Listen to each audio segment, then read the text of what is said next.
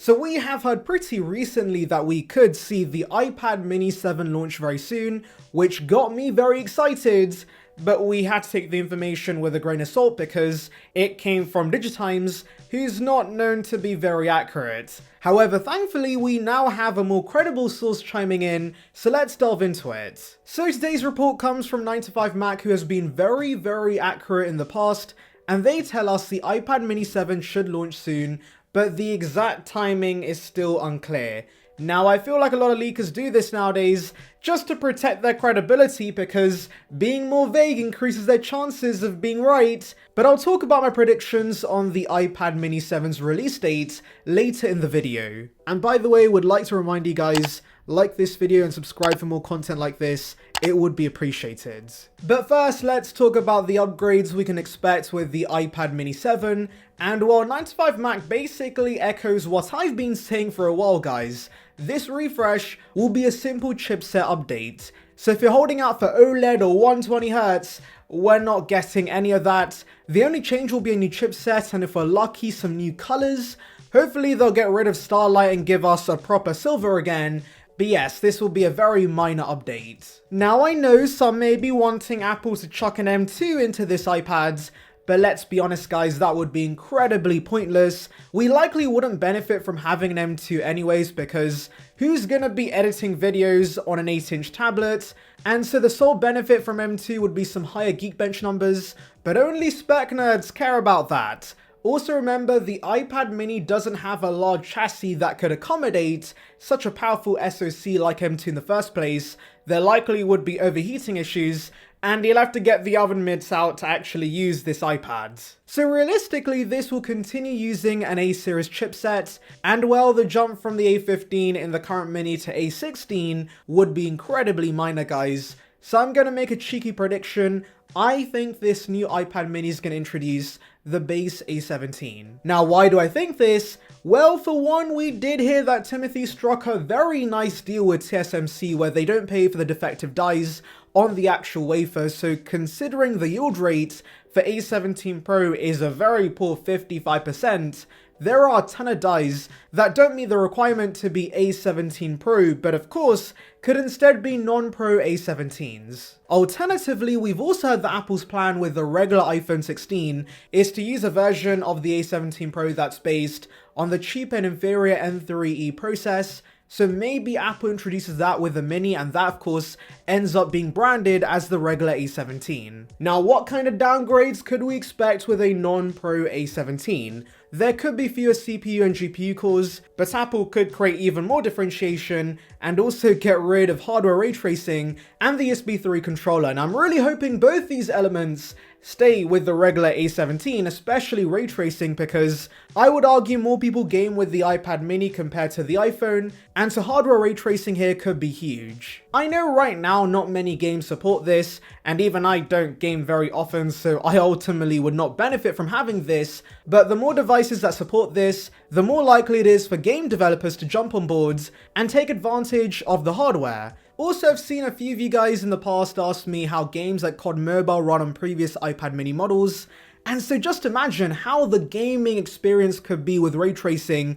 It could make a big difference, and you could maybe even potentially run the full-fat version of Call of Duty, since A17 right now can run some games ported directly from the PlayStation. But that's really about it for the changes guys. Maybe we could see upgrades to the cameras with the new ISP on A17, but honestly, who cares about that? I don't remember the last time I actually used my iPad to take a photo, but anyways, we could also see Wi-Fi 6E and Bluetooth 5.3 supports if you care about those things. Now, thankfully, because it's such a minor refresh, I do expect the iPad mini 7 to stay at $449, but the lack of any major upgrade here, at least for me, makes the iPad mini 6 even more enticing.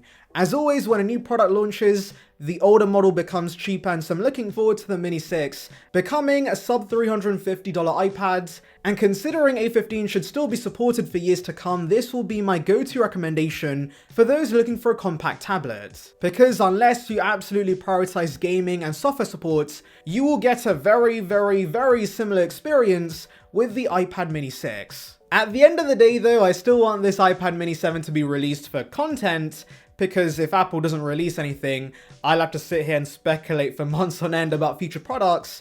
And talking about speculation, here are my thoughts on the release date. I think for once Digitimes is actually going to be spot on, and we do see the iPad mini 7 in October, which is the month we're currently in. We've known for a while that iPad sales have been declining, but giving us a simple refresh where they update a few specs and give us a new flashy color could be the way to generate some cash and interest again for the iPads. Unlike the rest of the range where you have a base iPad that's too expensive, an iPad Air that's trying too hard to be an iPad Pro, and an iPad Pro that's trying too hard to be a MacBook, the iPad mini is the only iPad that has a clear purpose. It's great as a tablet for the basic stuff, it doesn't strive to be a computer replacement, it's really the iPad in its truest form, and it's why I love the device. And there has been evidence in the past suggesting the iPad mini 6, with its new design, has rejuvenated some interest in the iPad mini amongst consumers, and so even a simple spec refresh should do somewhat well. Also, I do want to mention that Shrimp Boy had suggested we could see an October release in the past, and Mark Gurman, in his usual vague fashion, did say an iPad mini update wouldn't be out of the question, whatever that means. And so while Ko seems fixated on the idea we're not getting any new iPads in 2023, I still think there's a slim chance we see an iPad mini via press release relatively soon. And remember, that's basically what Apple did this time last year. The iPad 10 and M2 iPad Pro randomly dropped on the 18th of October, so we could see the same thing happen this year, considering Apple doesn't always need fancy events for new releases, especially when this one is literally the same iPads with a slightly faster chipset. Also, while this hasn't leaked yet, if there's one thing I really hope we see with the iPad mini 7, it's 128 gigs of base storage. Now, I can make do with 64 gigs, but let's be honest guys, Apple should not be offering this little storage on a brand new iPad. It's actually kind of funny Apple thought, hey, let's boost the Apple Watches to 64 gigs of storage, but the iPad? Nah, that doesn't need a storage upgrade. Clearly people aren't storing games, TV shows and movies. They can make do with 64 gigs.